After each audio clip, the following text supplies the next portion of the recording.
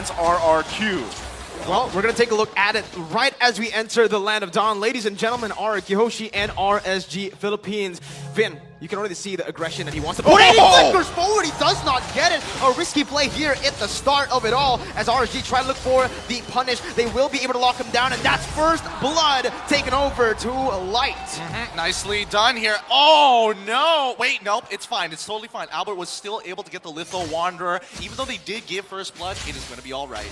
Okay, that was maybe a little bit too risk, but I guess it is game one, right? So this is kind of what we expect from Rrq. That's what I was talking about before we jumped back into this game, was RSG Philippines are used to playing that objective kind of slower pace, right? Meanwhile, Rrq really just going at it here, and that's kind of what they have to adapt to for the game. Yeah, I think they need the breathing room, right? RSGPH, this is a good confidence booster, but the game isn't over just yet. The lanes are going to generally be fine, but I think mid lane control is going to be extremely important for Rrq Hoshi here, right? They're keeping their eyes on Aqua.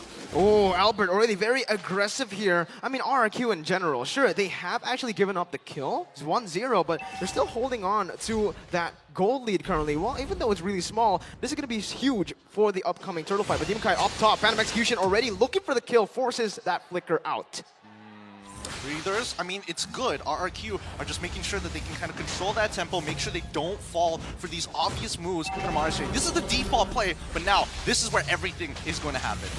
Yeah, you know, this turtle coming up here too, I mean, Albert's trying to just kind of bob and weave it around because he's not totally confident yet if he can just get this, but now they're going to actually make a play for it. Yeah, real roll of inflation. The falling Simon connects, and that's going to be Albert with the retribution, picking it up for himself, trading it in. R7 will be able to find Demon Kite there all alone, isolated. It is a favorable trade for the Kings. Yeah, this is an extremely good trade, but Mon, if he gets a kill here onto Skylar, that could be even better. No cross-map plays, but Rrq Hoshi is in a good position. They got Albert a level ahead of Demon Kite. They were able to get a turtle, so now it's all about whether to make this play. Oh, Skylar gonna get caught there. Flickers out. The wild charge will be able to lock Light down. The wall as well, but Skylar doesn't want to risk it. And Mon is still there. He's looking for the snipes, but Skylar he reads it out. He backs off all the way to the bush. You see how on point both these roamers are for their gold lanes. This is what I was talking about, right?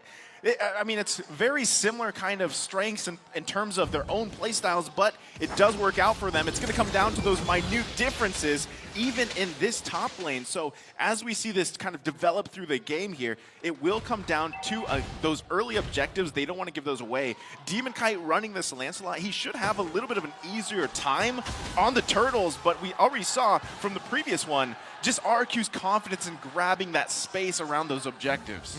I want to talk about that play happening on that bot side earlier, right? You could definitely see a moment where Skylar was thinking about whether he should go and finish off that kill on Light. But let's keep in mind that he did use his flicker, and Iman still has his. At any point, Iman could have gone and killed Skylar if he walked up too far, in case people were wondering. Now back to top side. Yeah, Vin is looking for the play here. Nats, though, very good read. Instantly on that sprint. They're just so aware currently, right? Both of these teams reading each other out really well. Yeah, and I think especially when you have Aqua here, with that Dawning Light, there's a lot of looming doom. If you are low and you get hit by Dawning Light at this stage of the game, you get pushed back so far behind.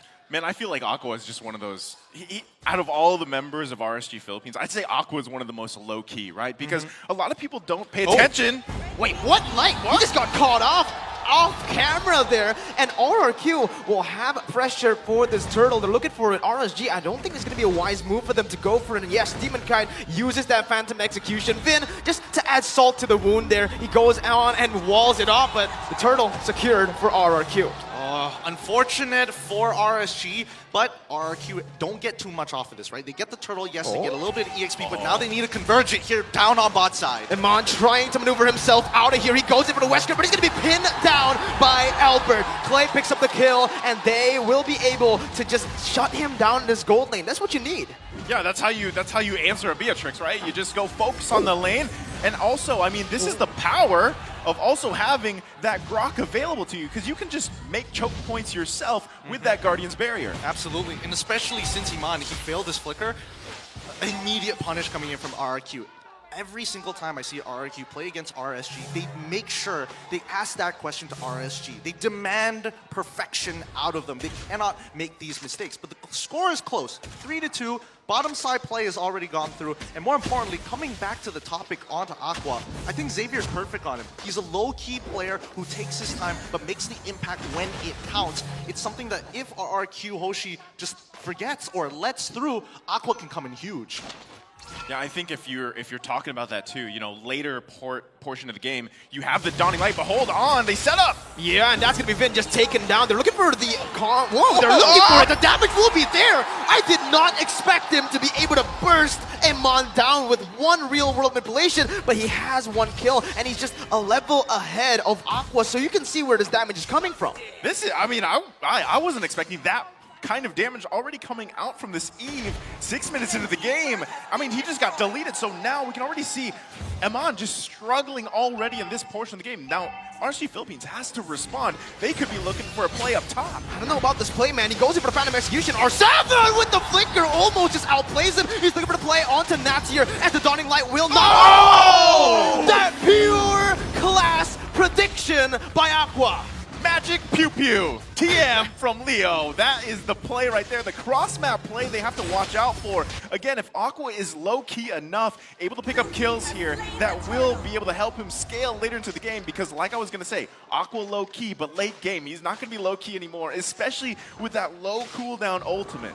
Oh my goodness. I mean, if he's in the Enlightened form, he does get cooldown reduction, and that's why it's used so very often and pretty haphazardly most of the time. But you gotta admit, this is one of the moments where you gotta hate a little bit on how it looks visually, because R7 very clearly sidestepped it, but the damage doesn't come through because the projectile itself travels at a different pace. So R7, thinking that he's already dodged it visually, walks back into it and gets hit. So you literally have to do math. Yes. Meanwhile, playing the game. That's pretty tough. It is really tough, right? And that's why Xavier has just been such a good pick overall. In MSC, not so much because of the win rate here, but I think RNG Philippines, again, they have a very good composition to pull this off. Offense over defense. Light, he's already setting up for a play here. He is already going, whoa, Finn, very aggressively. He thought he fallen someone there in that bush, but without that flicker, that's a huge resource burnt.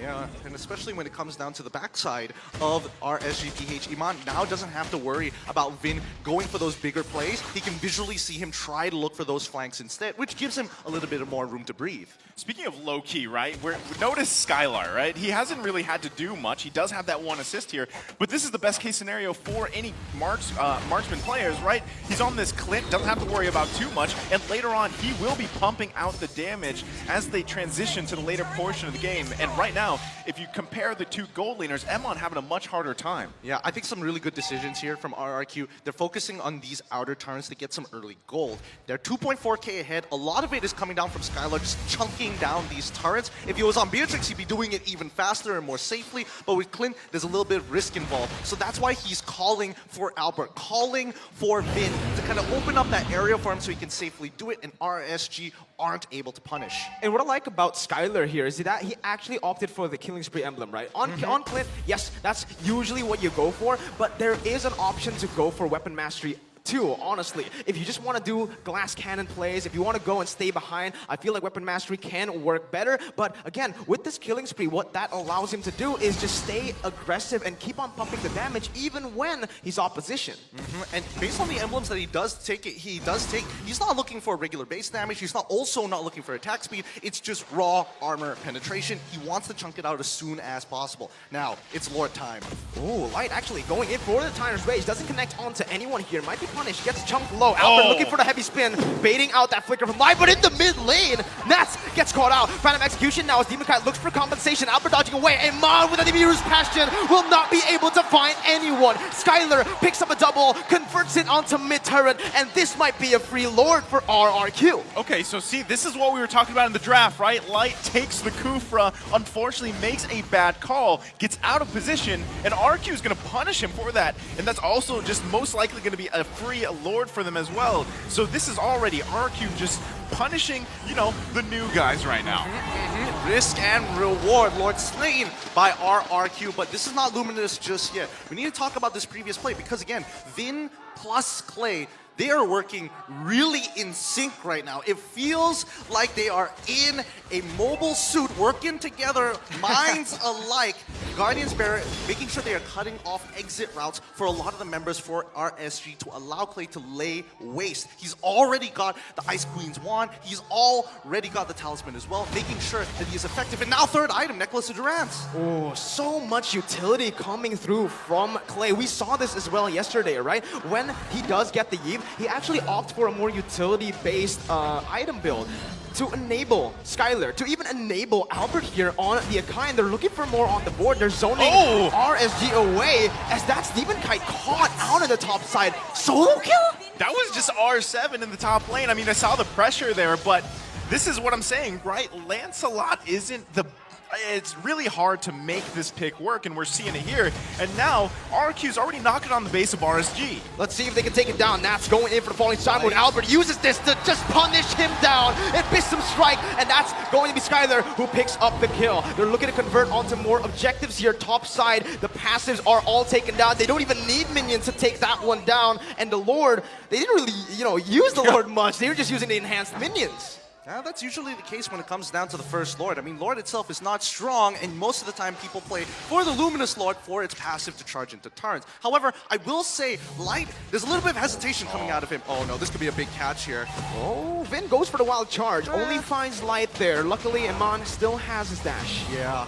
Back to the previous play, right? And Naisu, you got to tell me a little bit about this because, again, every time we've seen Light on it, does he usually hesitate with his Kufra? He has to make 2 to 3 decisions, and Rrq seem to always pose the same question. Go for our backline or immediately engage on the front line and maybe try to make a flicker play. So that's the thing, right? Light has definitely played the Kufra before, but what we've seen in the past is, again, just a little bit of mistakes or miscalculations, if you will, right? He's trying to play math in his own head as well, and sometimes it doesn't work for him because sometimes it feels like he's forcing those fights. He's trying to force those moments for his team. I get you. So that means RSGPH, as of right now, need to have some very clear ideas of where they want to attack Rrq Hoshi.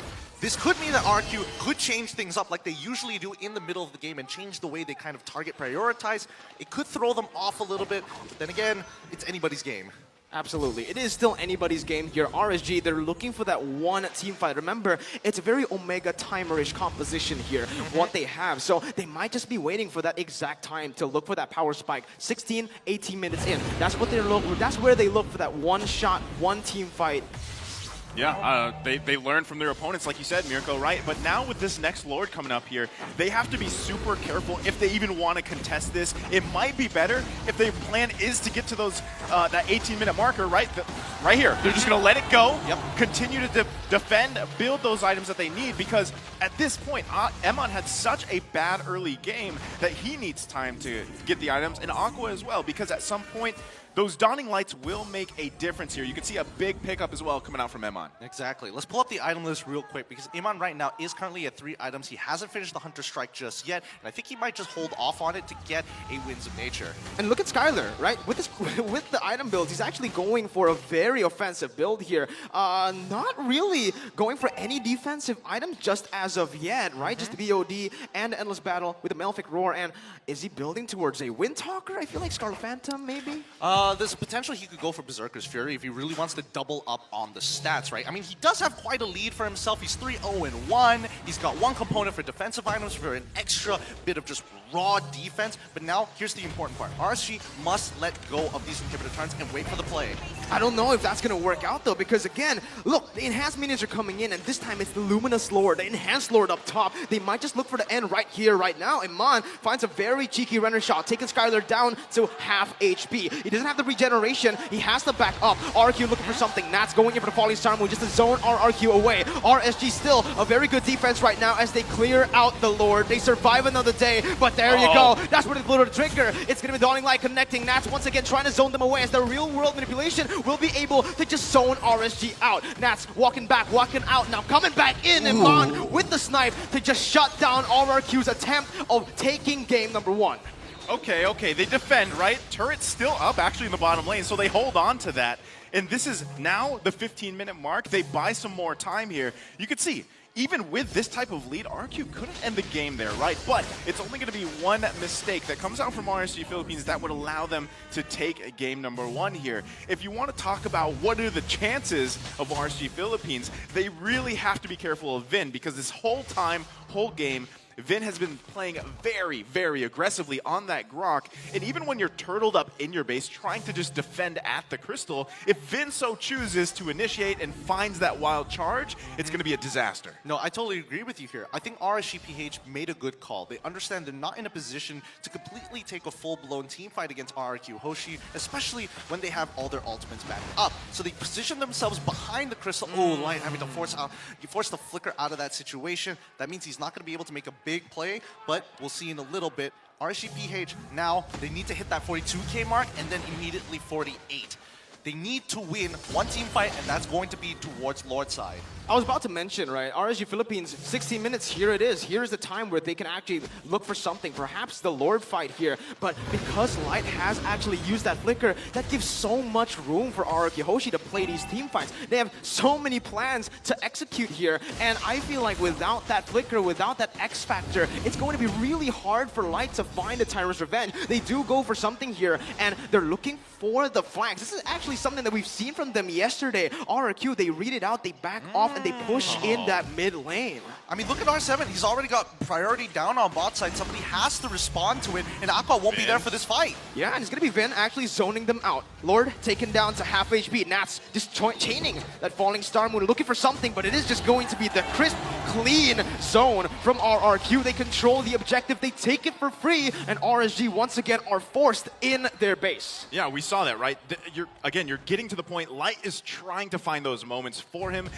Emon was following him around, but also they knew Aqua's in the base trying to clear those minions, right? Someone has to defend, but at the same time, at this point, the 17-minute mark, a powered up, a beefed up Lord is going to be marching into the base. Now you have a lot more to handle in this kind of defense, because at the same time, again, Vin will be the deciding factor here. If he can find that setup here, this is going to be a tough one for RSG Philippines to defend. Well, let's keep in mind that Light, his flicker is going to be back up. By the time the Lord actually makes it in towards our bait, Light should have about, I don't know, 6 to 7 seconds left on that cooldown. This could be their moment to actually turn things around. Enhanced Lord in the mid lane. Rrq marching here as they're looking for something. Dawning Light to defend as that real world manipulation comes in. Emon gets chain CC'd, forced to flicker out. Nats in the back line trying to deal the damage. Skylar will be able to flicker out, but Nats finds him in that back line. It's going to be Albert trying to zone them away, looking for the defense. Clay onto the base. He's just hitting on it. The base hasn't fallen. R7 loses his immortality, and RSG, they punish this. R7 taken down, a 2-for-1, and RSG come out on top.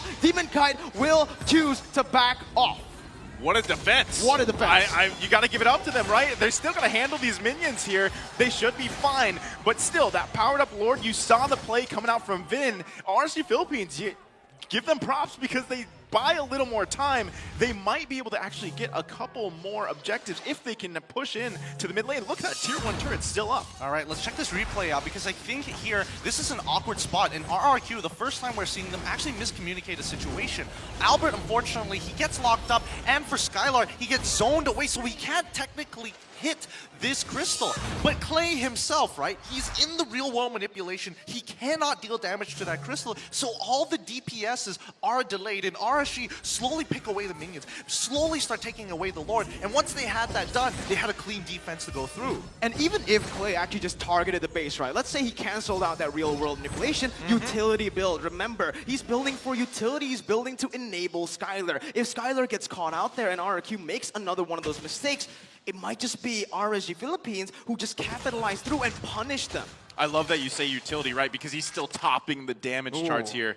And let's take a look at the items. Yep, I mean, as we mentioned, utility build, he does go for the glowing wand, which personally, I do think that he should have gone for something a little bit more hard hitting, because if we're seeing that Aqua, he wants to make sure that Skylar is low. Look at his build. He can scale, and his last item will predetermine what he wants to. He could go for a Holy Crystal if he wants to. He could go for the Winter Truncheon to be a little bit more defensive. At the end of the day, those 3 items that we see before us, Lightning Truncheon into Clock of Destinies, into the Holy Glaive, is enough to bring Skylar to his knees. 50% of his HP guaranteed. Yeah, and at this point, right, this is the crucial Lord. We're at the 20-minute mark here.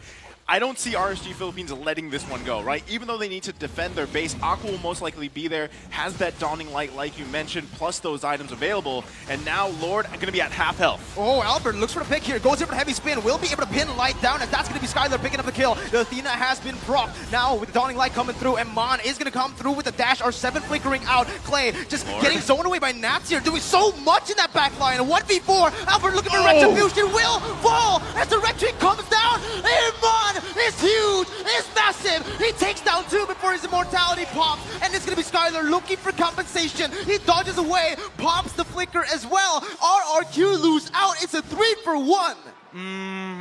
Unfortunate situation for RRQ. They had a good idea, but they didn't think a little bit ahead. After they pulled back away and got that initial pick on towards Light, RSG lose a lot of their initiation, but RRQ, they gave up a little bit of too much space. They pulled back, and the Lord didn't reset, so that put them at a crossroads. Dude, that was massive. Look at the gold now. There's no gold lead for RRQ anymore at this point, right? They're getting objective and turret after turret. They still have the Lord marching in the top lane, and right now, it's RRQ with their backs against the wall. Yeah, and Mon there went for a very, very good Renner shot. Unfortunately, Skylar was able to get out of it. They punish RRQ now, building a lead for themselves. 1.5k as that evolved Lord will be marching down that top side. Mon just chunking it through, sieging it down. They're looking for more here, I believe. They might actually be looking for the end. This is the quote-unquote Omega timer that they are doing here. Let's see, real-world manipulation being put down for the side of RRQ. Finn taken low,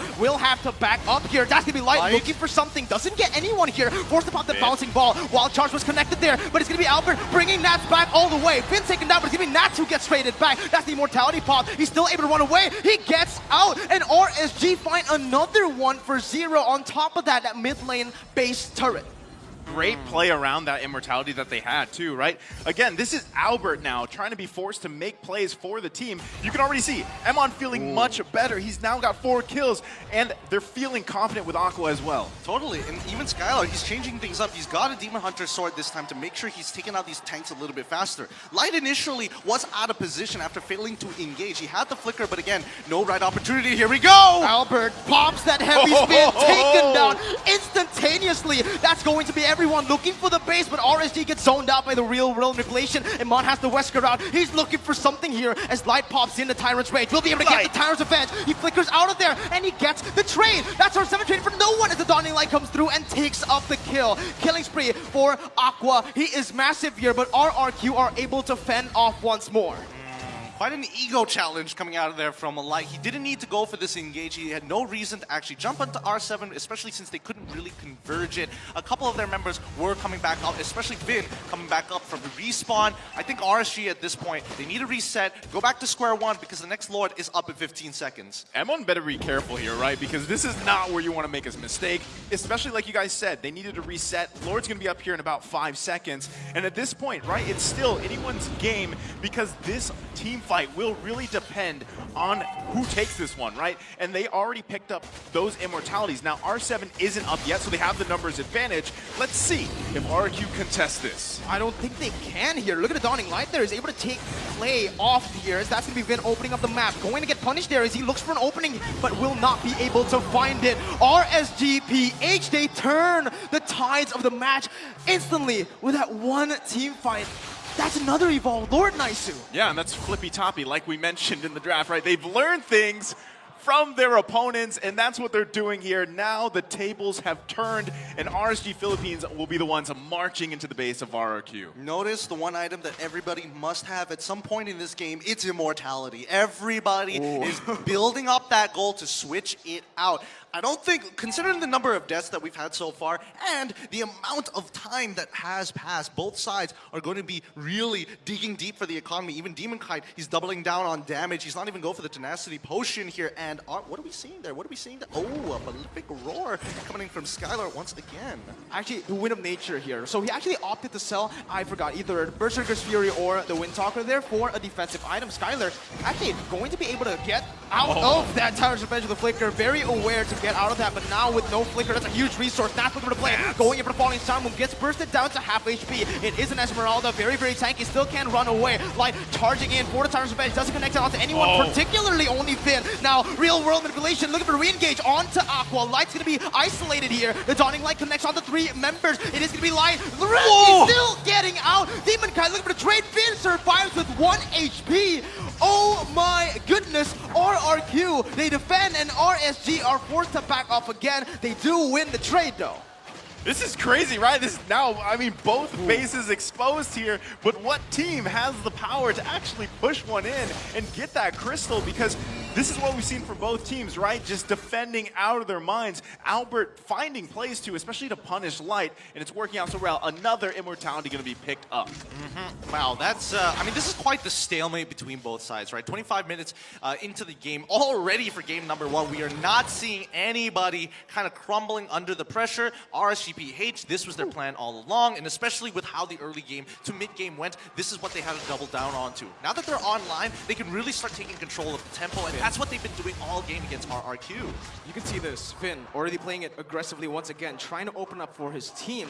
But at this point, right, I feel like Iman can burst him down with just one Wesker ultimate and shot. No, not a few shots, but you get what I mean here. Vin isn't as tanky as he was when they had the lead. Yeah, because 26 minutes in, right? And at this point, like you guys mentioned, it's pretty much a stalemate. It's either going to come down to someone finding a pick here with a good setup or just waiting, buying time for another Lord fight. Because the next Lord that's going to come up here, it's going to hurt quite a bit. And also at the same time, you can see another item being picked here by Skylar. He's really swapping those items out. All right, hopefully we get to see the item list just before this Lord spawns, because it's about to get some crazy energy here. As Nats, he's going to get Pyro and get a slow push on top side before joining this fight down bottom side. Rrq are trying to push the pace here, but the Dawning Light and that Renner just keeps on poking Rrq down. This is going to be such a big problem, and I don't know how they're going to find a solution for it. How are they going to, answer this? Right now, it's just the regeneration coming in that's really saving the day, but when the Dawning Light keeps on coming like that, it's just really frustrating if you're Rrq. RSG have their number right now. And even the die route, R7 is forced to stay up top. They're just instantly going at it, committing onto this Lord. It's already taken down to a quarter of its health as Nats does his thing. He just zones away all the members. Dawning Light once again connecting onto 3. Albert looking for the steal right now as Finn jumps in with that wall charge. Demon Kite gets it. RSG, they collapse once more. Albert caught low there with the winner's run, just still able to run away. Demon Kite gonna get taken low, but Iman finds it, just gets it there. The Dawning Light finds it. Iman with the triple kill. Oh, to Skylar. He is showing revenge. He dodges away from Clay, and Clay cannot defend alone. This is huge. RSGPH completely abusing the Savior, maintaining the enlightened form, and they find one more, a monster kill. Aqua, low key, now taking it high key. The King Slayers with game number 1 to end it off here. It